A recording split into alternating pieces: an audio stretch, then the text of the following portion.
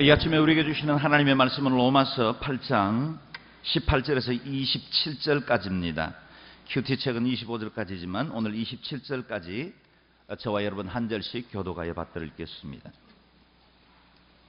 18절입니다. 현재 고난은 앞으로 우리에게 나타날 영광과 좋게 비교할 수 없다고 생각합니다. 피조물은 하나님의 아들들이 나타나기를 고대하고 있습니다. 피조물이 허무한데 굴복하게 된 것은 자신의 뜻이 아니라 오직 굴복하게 하시는 분으로 인한 것입니다. 그러나 피조물도 소망 가운데 있으니 이는 피조물 자신도 썩어짐의 종로로 타는 데서 벗어나 하나님의 자녀가 누릴 영광의 자유에 이를 것이기 때문입니다. 우리는 모든 피조물이 지금까지 함께 탄식하며 함께 해산의 고통을 겪고 있다는 것을 알고 있습니다. 그뿐 아니라 또한 성령의 우리조차도 속으로 탄식하며 양자됨 곧 우리 몸의 구속을 기다리고 있습니다.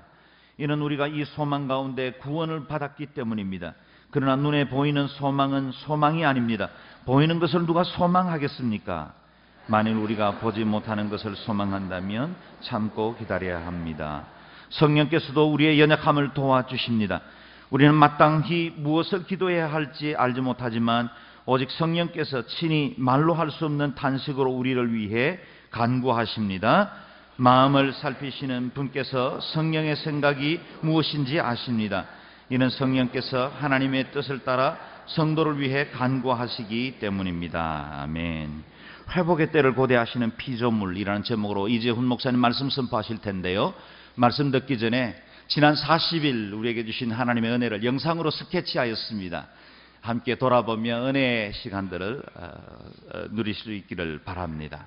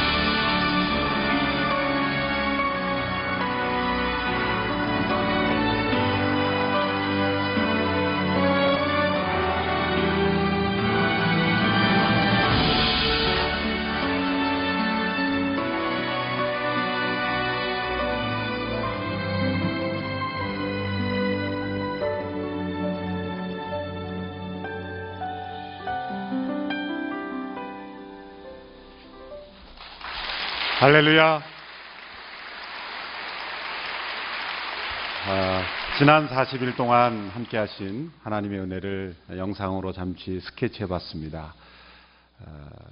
국내외 모든 캠퍼스 해외 비전교회 또 곳곳에 모여서 함께 작은 모임으로 함께 참여했던 분들, 또 개인적으로 또 함께 참여했던 분들, 또 선교사님들, 해외에 계신 선교사님들이 저에게 이메일로 또 트위터로 또 문자 메시지로 많은 격려와 사랑과 또 제가 또 어떤 의미에서 해석을 좀 분명하게 하자면 이건 좀 분명하게 해줬으면 좋겠다 이렇게 권면의 멘트까지 해주시고 얼마나 참 재미있고 은혜스럽고 또 감동이 있는 그런 시간인지 모릅니다. 또 캠퍼스들에서는 또 하나님께서 기적적으로 삶의 응답을 허락하시고 또 병도 고쳐주시고 또 새로운 소망을 주시고 가정을 회복시켜 주시고 이런 간증들이 40일 동안에 있었습니다. 무엇보다도 감사한 것은 이 40일 동안 우리가 잠을 아껴서 잠을 포기하고 우리가 나온 우리들이 우리 육신에 져서 사는 인생이 아니라 육신을 이기고 영으로 살아가는 우리의 인생이 되었다는 것, 이것이 얼마나 감사한지 모릅니다. 또 저 자신도 여러 가지 목회 일정으로 때로는 피곤하고 또 지치고 졸립고 아침에 일어나서 오늘 무슨 설교를 해야 될지도 막막할 때도 많았는데 예배당에 들어서 열심히 기도하고 찬양하는 성도들의 모습을 보면 정신이 바짝 깨입니다. 그리고 하나님께서 말씀을 주십니다. 저희 능력과 지혜로 한 것이 아니라 하나님의 은혜와 또 성령의 도우심과 인도하심으로 모든 40일의 집회를 가능하게 되었습니다. 우리 하나님께 큰 영광과 감사와 찬양의 박수 올려드립니다. 또한 감사하고 싶은 것은 매일매일 예배 때마다 미리 와서 준비한 분들이 있죠. 주차 안내로 특별히 이 찬양 반주하시는 분들, 또 우리 챔버, 또 각 예배 처소마다 미리 음향을 세팅하는 분들, 이런 분들, 보이지 않는 우리 손길들, 감사의 박수, 우리 밴드 챔버팀 감사를 드립니다.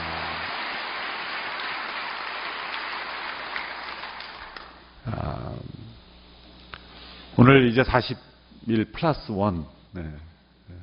그래서 우리 도육한 목사님 멘트를 잘 해주셨는데 우리는 스티커 없이도 스티커 때문에 나온 게 아니다.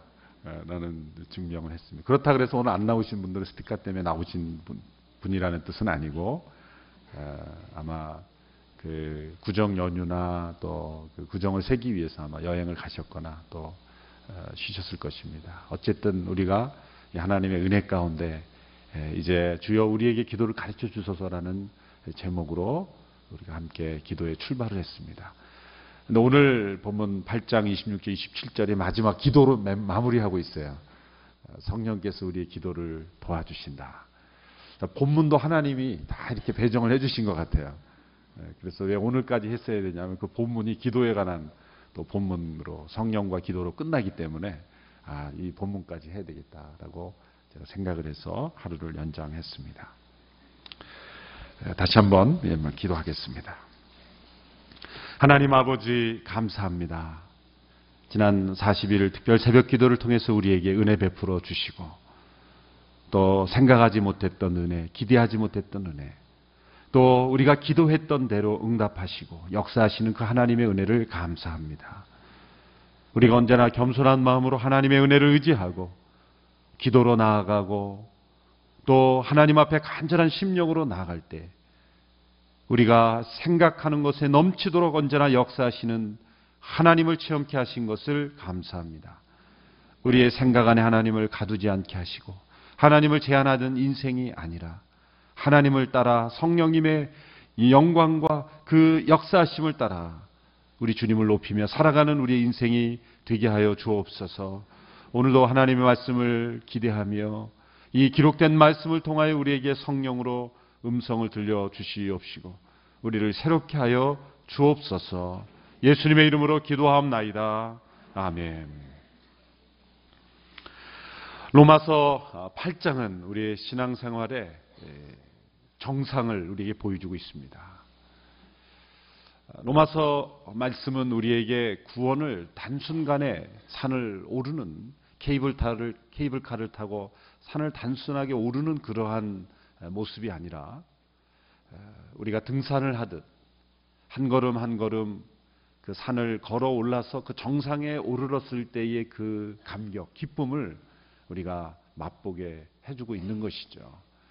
그래서 1장부터 8장까지의 내용을 보면 우리가 받은 구원의 놀라운 은혜, 물론 9장 이후에도 계속 하나님의 선택과 섭리에 대해서 말씀하고 있지만은 이 8장의 최고봉의 신앙의 그 축복과 은혜는 하나님의 진노로부터 시작을 해서 또 죄 가운데 있는 하나님의 영광을 잃어버린 우리들, 그러나 우리가 믿음으로 말미암아 하나님의 값없이 의롭다 하심을 받은 자로서 하나님과 화평을 누리게 되고 그리스도로 말미암아 하나님과의 관계를 회복하게 되고 이제 그리스도와 함께 십자가에 못 박힌 자가 되고 또 이제는 그리스도 안으로 들어가는 삶을 체험하게 되고 이제는 그리스도 안에 거하게 되는 것입니다. 이것이 8장에 나타난 삶.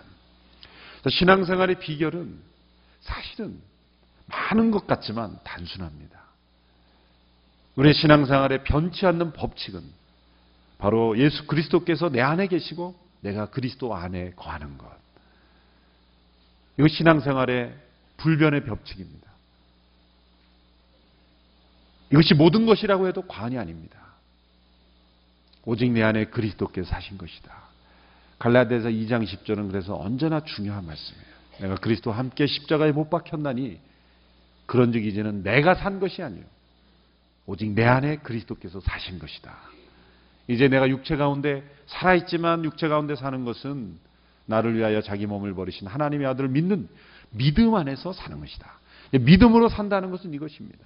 예수님이 나를 대신하여 죽으셨고 그리스도께서 나의 그 구속자가 되어주시고 내가 예수님과 함께 십자가에 못 박혔고 그리고 예수님 안에 거하고 그러므로 말미암아 우리가 장차 우리의 모든 삶이 예수 그리스도를 위하여 예수 그리스도를 향하여 또 예수 그리스도의 지배권 아래서 그리고 결국 예수님을 닮아가는 이러한 삶. 이 모든 것을 가능하게 하는 것은 in Christ, 우리가 그리스도 안에 거할 때 그리고 그리스도께서 우리 안에 거할 때 가능하게 되는 열매들이라는 것입니다. 이것을 사도 바울은 세 단계로 나누어서 표현했습니다. 그래서 구원의 세 단계다 이렇게 표현할 수가 있죠. 먼저 시제를 붙여서 설명하면 과거의 구원, 현재의 구원, 미래의 구원이 있습니다. 구원은 한 가지지만 우리가 시간이 우리에게 있기 때문에 과거를 되돌아볼 때 우리는 결코 정죄하지 함을 받지 않는 우리가 어떠한 인생을 살았든지 간에 고린도서 5장 17절에 보라 우리가 그리스도 안에 있으면 새로운 피조물이 되었다. 이전 것은 지나갔으니 보라 새 것이 되었도다. 어떻게 새 것이 될 수 있습니까? 과거에 우리가 죄악 가운데 살았던 인생을 어떻게 새롭게 할 수 있습니까? 그것은 하나님이 값없이 의롭다 함을 주셔야만 새롭게 되는 거예요. 정죄하지 않으셔야만 새롭게 되는 것입니다. 이것은 선언이지 우리의 행위로 말미암은 것이 아닙니다. 우리의 행위는 비록 죄 가운데 있었지만 과거의 모든 우리의 삶을 그리스도 안에서 의롭다고 선언하시는 구원. 이 선언의 구원입니다. 선포의 구원입니다. 이것은 우리의 삶의 모습, 우리가 어떠한 인생을 살았는가 상관없는 것입니다. 돌이킬 수 없는 과거, 씻을 수 없는 상처, 해결할 수 없는 과거의 문제, 모든 죄로 말미암는 우리의 인생이 한순간에 덮어지는 것입니다. 결코 정죄함이 없나니 그것이 어느 순간이든지 간에 우리에게는 과거의 구원이 있는 것입니다. 그것은 결코 정죄함이 없나니. 그럼 과거의 구원에서만 머무르겠습니까? 우리가 매일매일 살아가는 인생이 있지 않습니까? 매일매일의 현재의 구원 있습니다. 현재의 구원, 그것을 가리켜 사도 바울 로마서 8장에서 더 나아가 이렇게 설명했죠. 영으로서 몸의 행실을 죽이는 삶. 영으로서 몸의 행실을 죽이는 삶. 육신의 소욕을 따라 살아가는 인생이 아니라 성령을 따라 살아가는 삶. 매일매일 우리는 이러한 구원을 이루어가야 합니다. 그러므로 빌립보서에서 두렵고 떨림으로 너희 구원을 이루라. 아니 구원을 받았다고 했는데 왜 또 구원을 이루라고 합니까? 현재의 구원.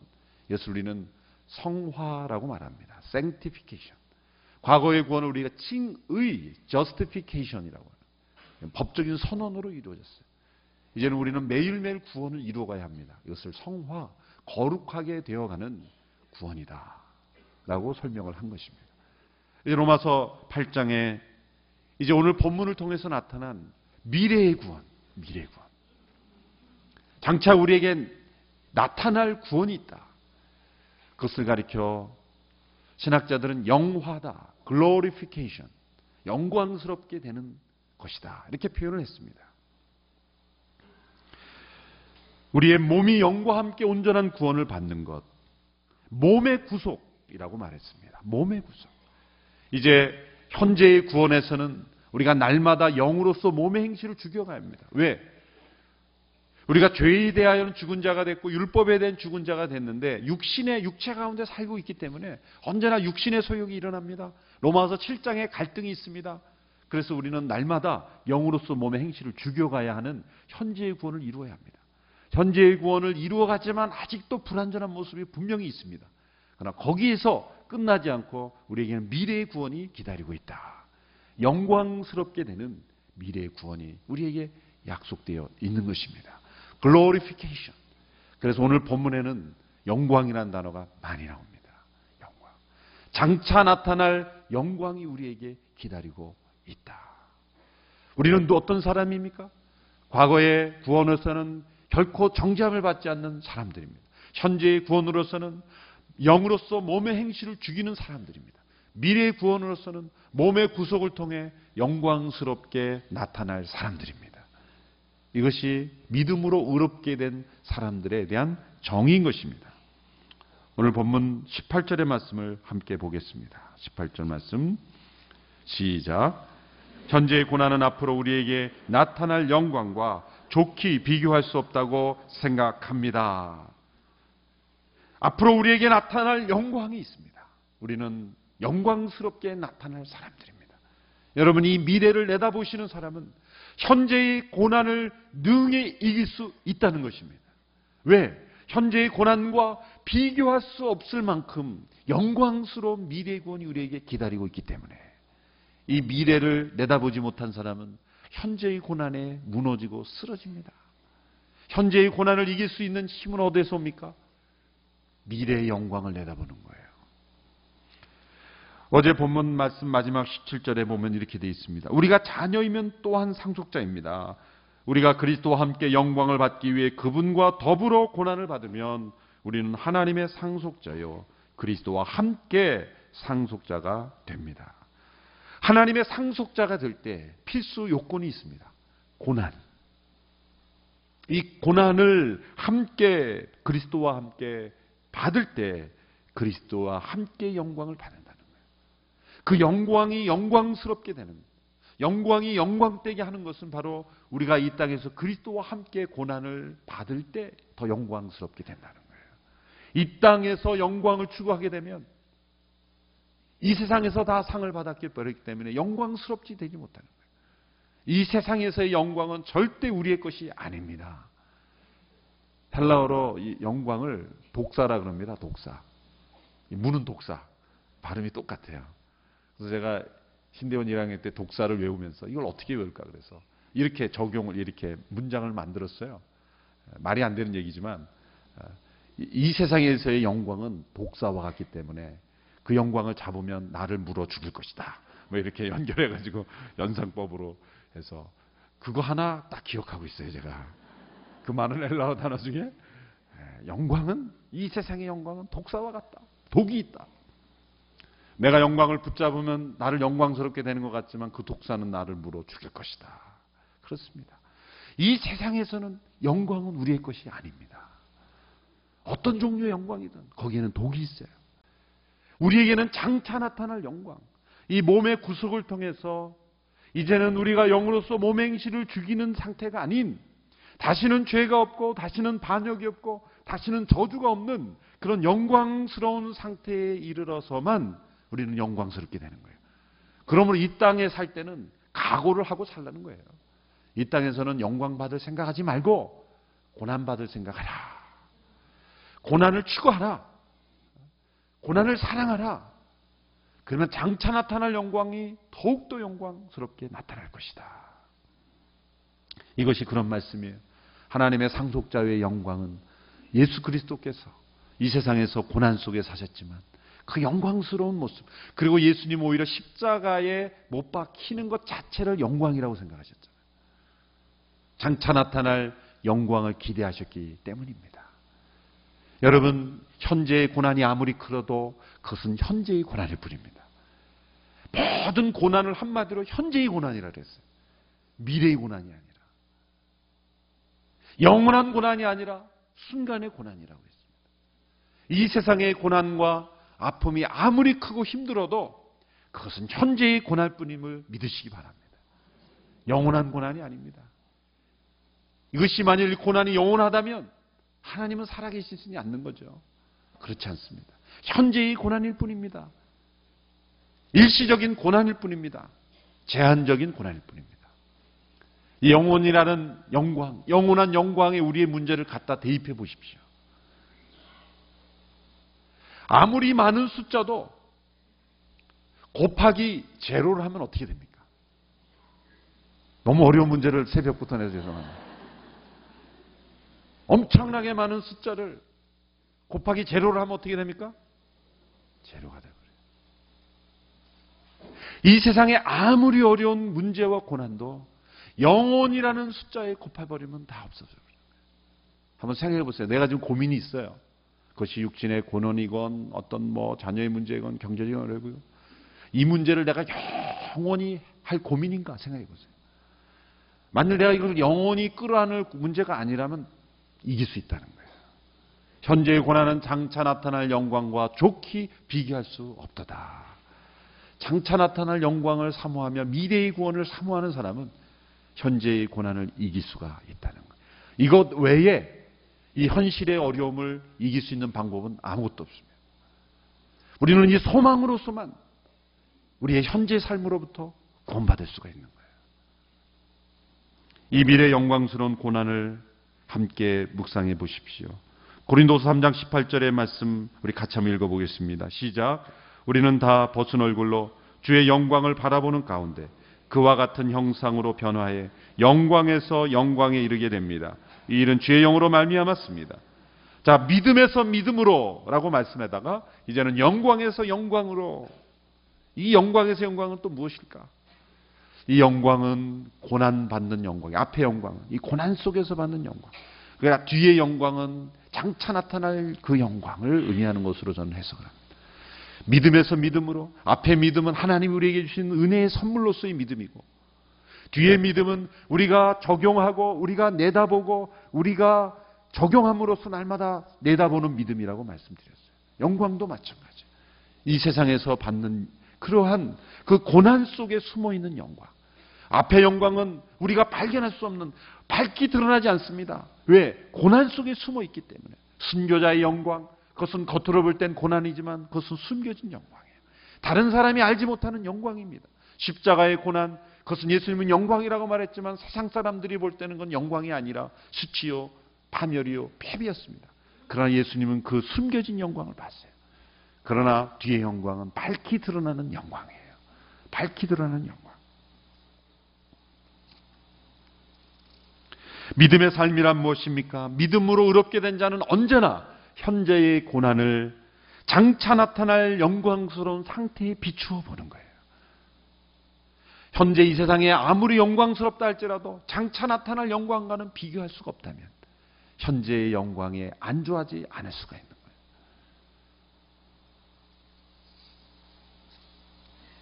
19절부터 21절까지의 말씀을 함께 보시겠습니다. 19절부터 21절 시작. 피조물은 하나님의 아들들이 나타나기를 고대하고 있습니다. 피조물이 허무한데 굴복하게 된 것은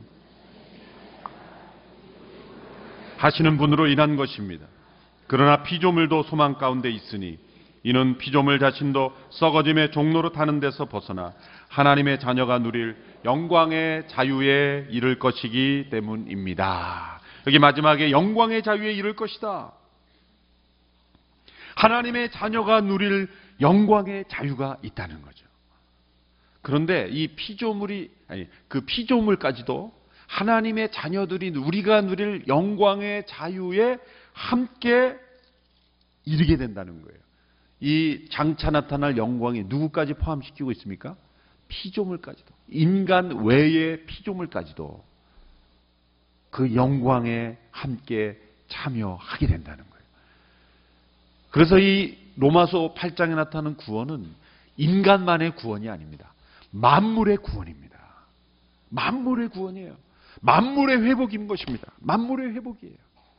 우리 몸의 구속만이 아니라 또 피조물의 구속이기도 합니다.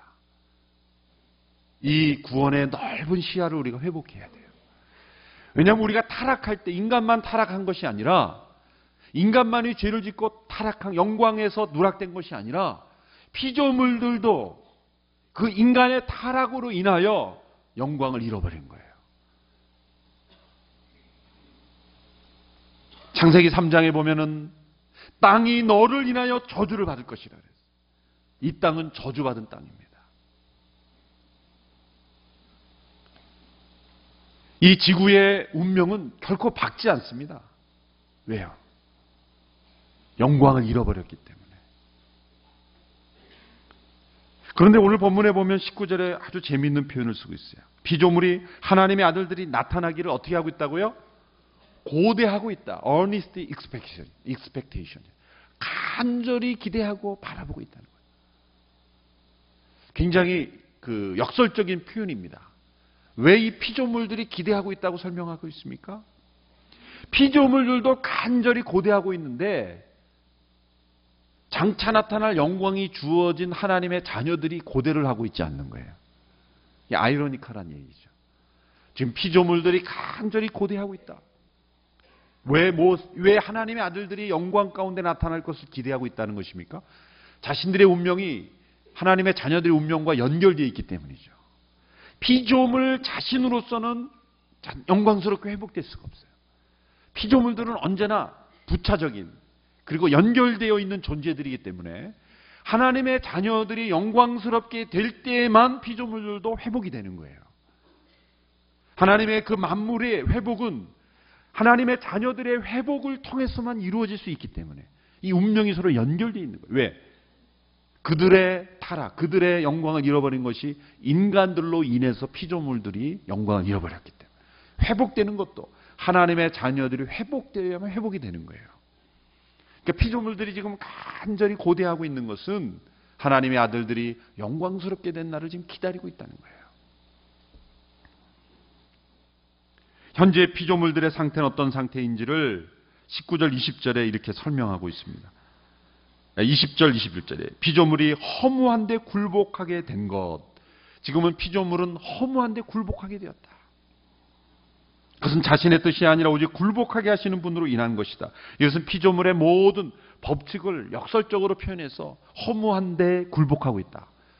자연의 모든 법칙을 오히려 거꾸로 설명한 거예요. 전도서에 보면은 이 솔로몬이 인생의 의미를 깨닫기 위해서 제일 먼저 자연 만물을 살펴봅니다.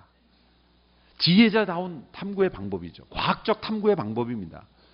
과학 법칙을 연구하고 또 이 자연 만물의 질서를 연구하며 자신이 가지고 있는 모든 지혜를 다 동원해서 이런 만물의 이치를 깨달아 보려고 노력했다 그랬어요.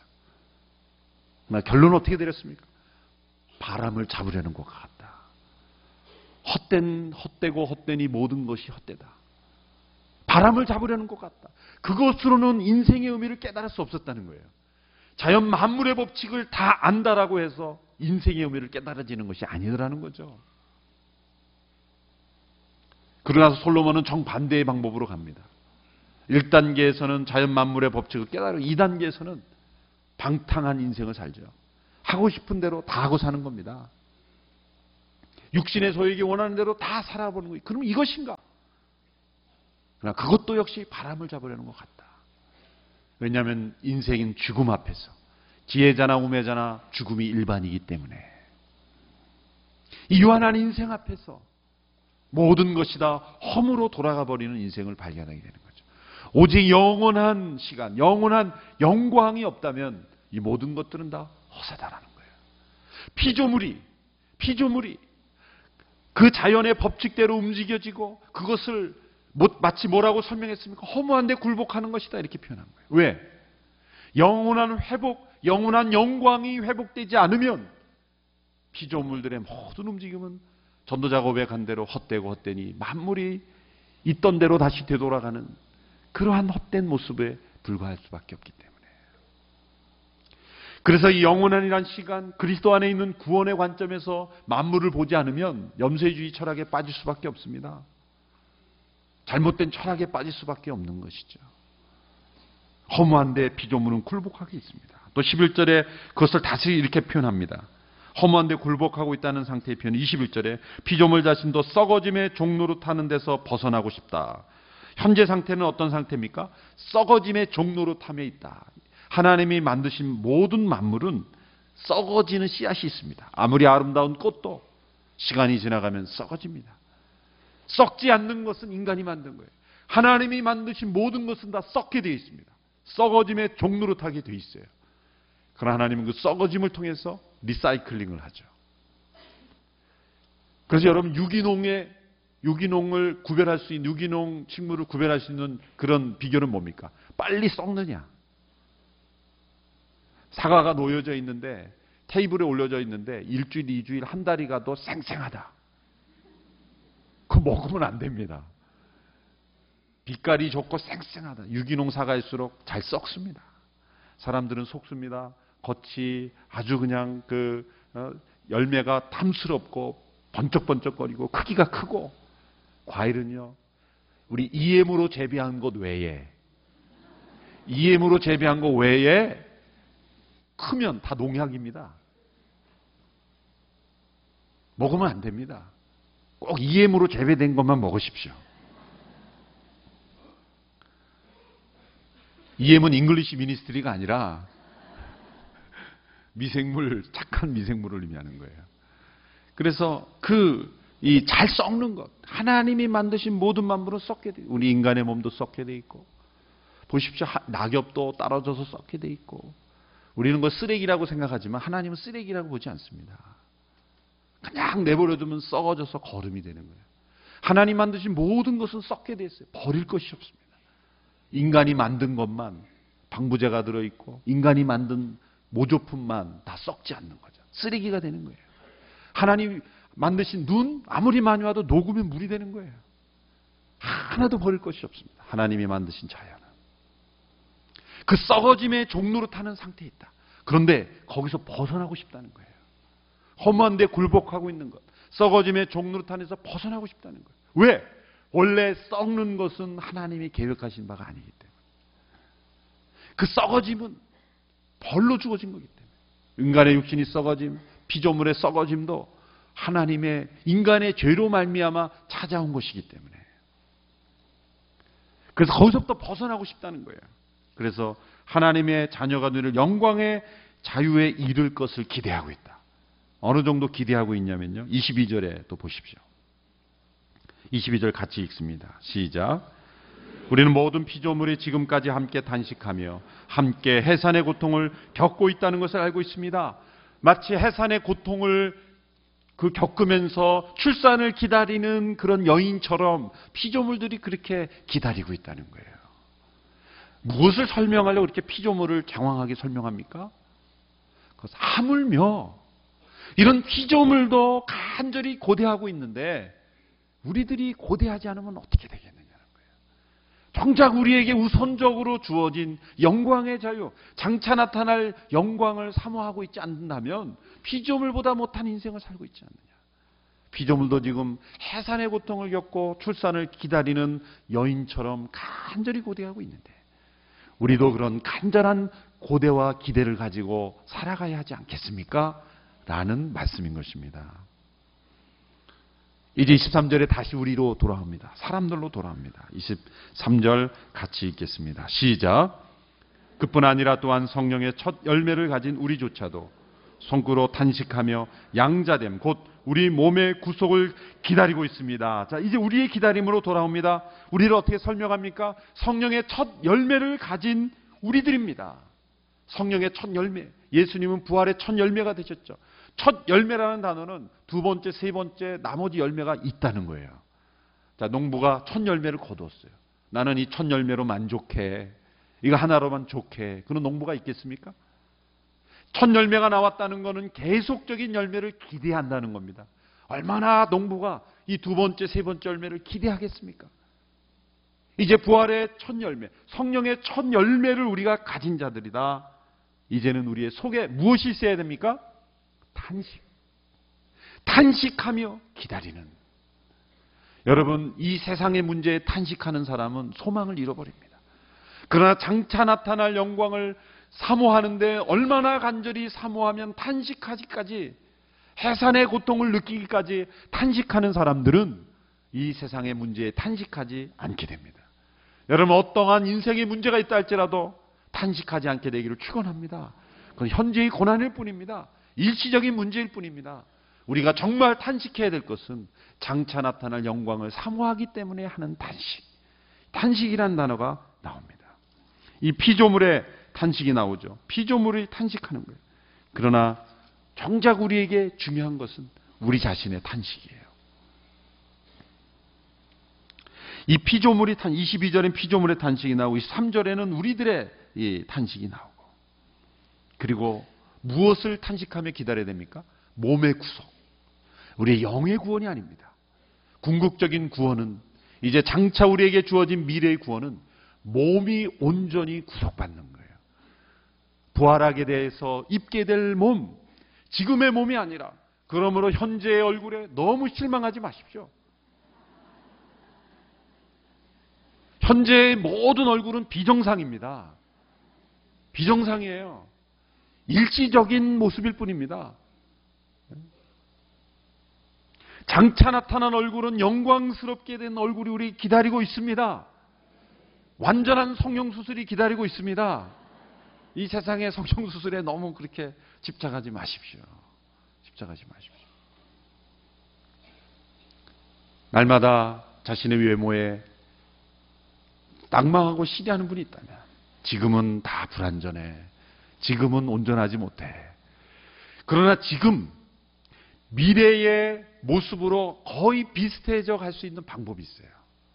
무조건 웃는 겁니다. 활짝 웃어보십시오. 미운 얼굴이 없습니다.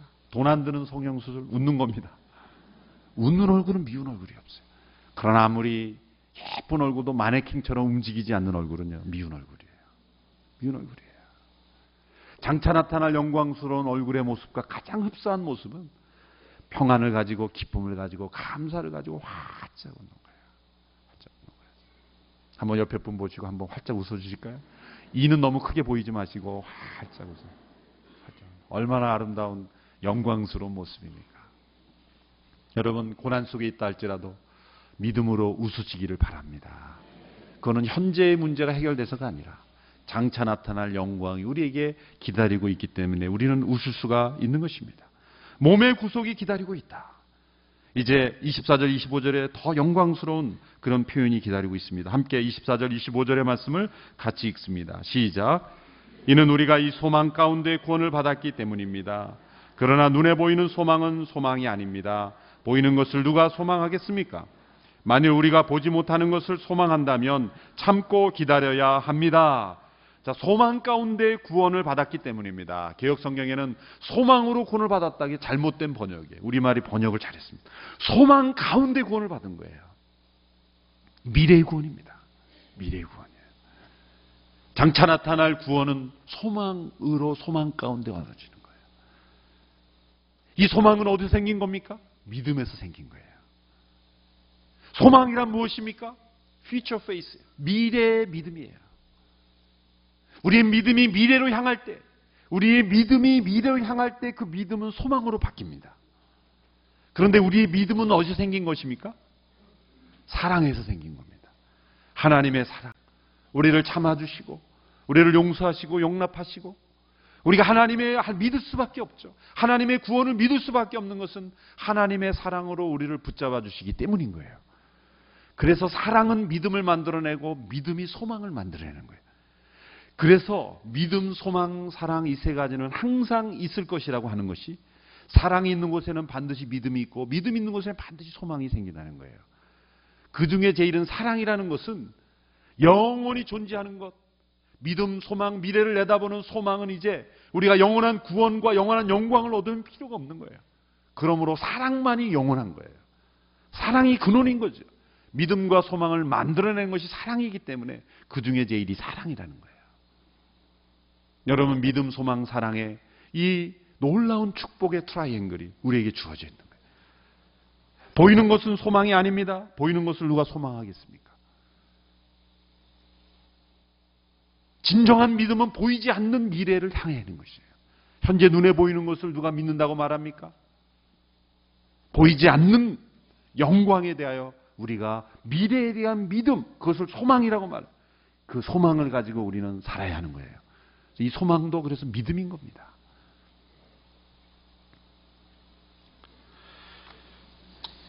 이제 이런 소망을 가지고 살아갈 때 26절, 27절에 우리 특별 새벽기도의 마지막 결론을 짓는 주제 말씀이 나와요. 26절, 27절의 말씀을 같이 읽겠습니다. 시작. 성령께서도 우리 도와주십니다. 우리는 마땅히 무엇을 기도해야 할지 알지 못하지만 오직 성령께서 친히 말로 할 수 없는 탄식으로 우리를 위해 간구하십니다. 마음을 살피시는 분께서 성령의 생각이 무엇인지 아십니다. 이는 성령께서 하나님의 뜻을 따라 성도를 위해 간구하시기 때문입니다. 다시 성령님을 모십니다. 우리는 이렇게 미래에 대한 소망을 가지고 장차 나타날 영광을 바라고 살아야 하고, 그리고 이 세상에서 기도하며 살아야 되는데 우리가 연약하다는 거예요. 우리는 아직 로마서 7장의 갈등이 우리 안에 있습니다. 장차 나타날 영광을 사모하지 못합니다. 그래서 우리를 돕는 이로 오신 분이 성령님이신 거예요. 그 성령님 가운데 거해야만 우리는 날마다 믿음으로 얻게 된 것을 체험하고, 그리고 현재의 영으로서 몸의 행실을 죽일 수가 있고 장차 나타날 영광을 간절히 소망할 수 있게 되는 겁니다. 이 모든 것을 가능하게 하신 분이 성령님인 거예요. 신앙생활은 어려운 것이 아닙니다. 불가능합니다. 성령님이 아니고서는 불가능한 거예요. 우리의 연약함을 돕기 위해서 오신 이 성령님을 여러분 경험하셨습니까? 오늘 이 아침에 여러분이 돌아가기 전에 이 성령의 세례, 성령의 충만하심, 성령의 도우심, 성령의 역사심을 체험하고 일평생 그렇게 살아갈 수 있게 되기를 축원합니다. 이 성령의 우리의 연약함을 도우시는 성령님을 체험하는 것이 믿음의 삶입니다. 성령님을 어떻게 체험합니까? 믿음으로 체험합니다. 받아들임으로 체험합니다. 환영함으로 체험합니다. 성령님 내 안에 오시옵소서. 나의 연약함을 도와주시옵소서. 성령님 우리의 연약함을 어떻게 도와주십니까? 마땅히 무엇을 기도해야 될지 모르는 저희들입니다. 이것이 연약함입니다. 여러분, 기도해야 되겠다는 마음이 우리 들지 않는 것도 우리 연약함입니다. 기도하고 싶은 소욕조차 없는 것이 우리 연약함입니다. 성령이 우리의 마음속에 기도하고자 하는 마음을 불러일으켜 주십니다. 예수를 믿고 나서 한 번도 내가 기도해야 되겠다는 소욕이 일어나지 않으면 의심해 봐야 합니다. 구원을. 그러나 우리의 마음속에 기도하고 싶다라는 소욕이 일어난다 하면 성령님이 함께 계신 거예요. 그러면 어떻게 해야 돼요? 순종해야 되는 거예요. 근데 우리는 지금 육신의 가운데 있어서 기도하고 싶다라는 소욕을 눌러버립니다. 그냥 눌러버립니다. 언젠간 하겠지. 눌러버립니다. 성령님께서 우리의 마음속에 기도의 소욕을 불러일으킵니다. 기도로 나갈 때 또 무엇을 기도해야 될지 몰라요. 막막합니다. 그 기도의 제목을 넣어주시고 기도할 수 있도록 도와주시는 분이 성령님인 거예요. 기도할 때 막막하십니까? 성령님께 아뢰십시오. 성령님, 내가 마땅히 나는 기도해야 될지를, 무엇을 기도해야 될지를 알지 못합니다. 주님, 나에게 기도의 제목을 가르쳐 주시옵소서. 기도를 가르쳐 주시옵소서. 내가 마땅히 구할 바를 알게 해 주시옵소서. 우리가 마땅히 구할 바는 무엇입니까? 하나님의 뜻이죠. 그래서 27절에 성령께서 하나님의 뜻을 따라 성도를 위해 간구하신다 그랬어요. 하나님의 뜻을 따라 우리가 기도할 수 있도록 도와주시는 분이 성령님인 것입니다. 그래서 기도를 깊이 하다 보면 처음에는 나의 기도의 제목을 가지고 이렇게 기도하다가 성령님께서 도와주시면 갑자기 기도의 제목이 바뀝니다. 나는 A라는 것을 가지고 기도를 시작했는데 기도를 갖다 보면은 B나 C를 가지고 기도하고 있어요. 성령님께서 인도하시는 기도라는 거예요. 기도라는 것입니다. 더 중요한 기도의 능력이 오늘 말씀에 있어요.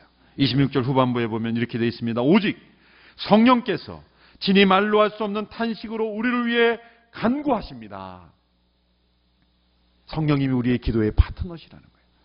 그런데 우리를 위하여 친히 간구하고 계시다는 거예요. 우리가 어떻게 보면 기도하지 않고도 잘 살 수 있는 것처럼 생각되지 않습니까? 나 기도하지 않고도 잘 살아가는데. 착각입니다. 우리가 기도하지 않고 살 수 없습니다. 나는 기도하지 않았지만 누가 기도하고 계십니까? 성령님이 내 속에서 탄식하며 말로 할 수 없는 탄식으로 간구하고 계시다는 거예요. 성령의 탄식의 중보기도 때문에 우리가 살고 있는 겁니다. 저는 이것을 어떻게 설명하냐면 인공호흡기를 끼고 있는 환자처럼 이 인공호흡기가 없으면 자기 호흡이 일어날 수가 없어요. 그렇죠? 성령님이 우리 인공호흡처럼 우리 성령의 기도의 호흡을 계속 이어주고 계시기 때문에 지금 연명하고 있는 거예요. 연명하고 있는 거예요. 그렇기 때문에 우리가 숨을 쉬고 있는 거지 기도를 안 해도 살 수 있다 이게 아닙니다. 여기서 말할 수 없는 탄식이라 그랬는데 이것을 또 다른 각도에서 번역하면 말 없는 탄식이라고도 번역이 돼요. 말 없는 탄식으로 우리를 위하여 친히 간구하고 계시는 거예요. 우리에게는 두 분의 기가 막힌 중보기도자가 있죠. 하늘의 보좌 우편에서 우리를 위하여 기도하시는 예수 그리스도, 그분이 기도하고 계시고, 그리고 우리 속에 계신 성령님께서 우리를 위하여 중보하고 계시는 겁니다. 성령의 중보 없이 살 수 있는 사람 아무도 없어요. 그러므로 우리가 기도를 시작했다는 것은 성령의 기도를 우리가 함께 따라하기 시작했다는 것이고, 우리가 기도를 잘한다는 것은 성령의 중보 기도를 따라한다는 것입니다. 왜? 성령께서 우리에게 하나님의 뜻을 따라 간구할 수 있도록 우리에게 기도의 제목을 넣어주시기 때문이에요. 우리는 특별 새벽 기도를 시작할 때 이런 기도의 제목으로 시작했습니다. 주여 우리에게 기도를 가르쳐 주셔서 이 제자들의 간구, 우리의 간구에 대한 응답은 바로 성령님인 것입니다. 성령님이 너희의 응답이다. 너희에게 주신 응답이다. 성령님이 기도를 가르쳐 주실 것이다. 너희를 위하여 말할 수 없는 탄식으로 기도하고 계신 성령님이 너희의 기도를 인도해 주실 것이다. 이것이 하나님의 응답인 것입니다. 그러면 하루를 더 해야 되는 거예요. 오늘 이 본문까지 끝내야 진짜 끝나는 거예요. 우리 안에 계신 성령님이 우리를 위하여 말할 수 없는 탄식으로 기도하고 계십니다. 우리가 깊이 기도하다 보면 탄식이 일어날 때가 있어요. 나는 밋밋한 마음으로 기도를 시작했는데 내 속에서 끓어오르는 탄식이 일어나는 거예요. 말할 수 없는 탄식이 일어나는 이유는 무엇입니까? 성령님의 탄식을 느끼기 시작한 거예요. 성령님의 탄식이 터져나오기 시작하는 거예요. 이 탄식이 있는 기도를 우리가 회복할 수 있게 되기를 바랍니다. 우리 인간의 욕심과 인간의 열정에서 나오는 열정이 아니라 성령님의 말할 수 없는 탄식, 그 중보 기도를 들으면서 우리의 기도가 성령님 인도하심을 따라가면은 나의 기도 제목이 아니라 하나님의 기도의 제목으로 바뀌어요. 하나님의 뜻으로 바뀌어요. 성령의 탄식이 살아있는 기도. 이것이 바로 이 땅에서 우리가 날마다 장차 나타날 영광을 사모하며 살아갈 때 드리는 기도인 것입니다. 잘 알려진 우리 복음성 가운데 누군가 널 위하여 기도하네라는 찬송이 있죠. 그 가사를 읽어보면 마음이 지쳐서 기도할 수 없고 눈물이 빗물처럼 흘러내릴 때 주님은 우리 연약함을 아시고 사랑으로 인도하시네. 누군가 널 위하여 누군가 기도하네. 내가 홀로 외로워서 마음이 무너질 때 누군가 널 위해 기도하네. 우리는 이 찬양을 부를 때 대개 누군가를 어떤 사람으로 나를 위해 기도하시는 어머님, 부모님, 누군가 친구를 위해 원래 이 작사를 한 의도는 윤영지 장로님이 저에게 설명해 주셨는데 성령님이랍니다. 성령님께서 나를 위하여 기도하고 계시다. 내가 홀로 외로워서 아무도 나를 위하여 기도해 주지 않는 것 같은 상황이 있지만 마음이 무너지고 눈물이 빗물처럼 흘러내릴지라도 우리의 연약함을 아시고 우리 안에서 우리의 연약함을 대신하여 친히 간구하고 계신 성령님이 계시다는 거예요. 이 성령님이 계시다면 우리는 결코 포기하지 않을 수 있습니다. 이 성령의 기도를 들으며 성령의 탄식을 따라 기도하는 우리 모두가 될 수 있게 되기를 축원합니다. 장차 나타날 그 영광을 날마다 기대하며 피조물보다도 더 간절히 기도하며 장차 나타날 영광을 사모하며 우리가 기도하며 살아갈 수 있게 되기를 바랍니다.